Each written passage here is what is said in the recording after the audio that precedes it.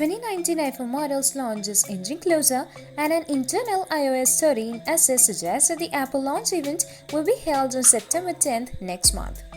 This was spotted in the 7th trial iOS 13 version released for developers, and an image in the system file seems to suggest this. Last year, the Apple event's launch date was first leaked in a similar manner.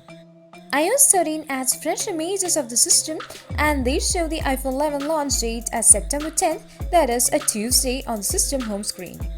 These images will be used to set up new phones for the first time, and all of this point to a probable iPhone 11 series launch event on September 10th this year. According to a recent leak, the new smartphone will be called the iPhone 11, iPhone 11 Pro, and the iPhone 11 Max. The iPhone 11 is expected to be the successor to the iPhone XR, and it should sport a 6.1-inch LCD display and have two rear cameras.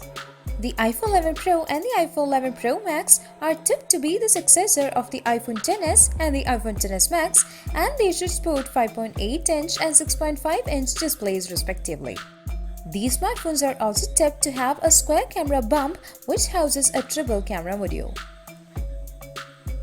We can expect the next-gen iPhones to be powered by the A13 chip, the successor to Apple's A12 Bionic chipset.